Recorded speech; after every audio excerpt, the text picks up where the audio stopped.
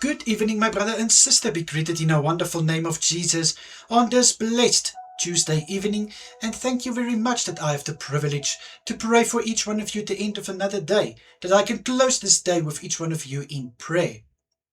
Let me pray for us. Father, thank you very much that I can bring my brother and sister before you tonight.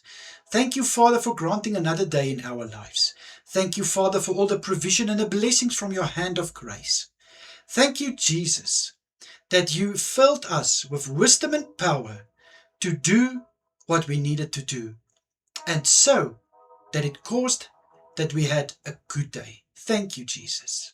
Father, I pray for my brother and sister who are going to work now, or who are already at their workplaces. I pray, may they be strengthened and ready for tonight's shift. I pray in Jesus' name that they will experience, Father, your hand over them, your hand that will fill them with wisdom, will strengthen them, so that what they are appointed for to do in their field, that they will do it with everything in their path, making a success of it, and Father, give their best and deliver their best. I pray in your holy name and say thank you. Thank you for what these people are sacrificing and putting aside to deliver a service, taking care of their families and building for them a future. For my brother and sister who can go to sleep, Father, I pray, may they experience a good night's rest. May they receive a sweet night's rest. And I pray, Father, to grant them calmness and tranquility while they are sleeping, tranquility in their hearts and also in their minds. I pray in Jesus' name for such a peace to hover over them when they are going to sleep, that nothing will hinder them of sleeping, but in fact, that their dreams will also be full of happiness and peace in Jesus' mighty name.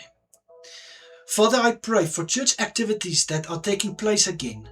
I pray, Father, for courses that are presented, Bible schools that are presented. May everyone who is presenting these classes do it on such a level that everyone can understand it and that they can build their knowledge.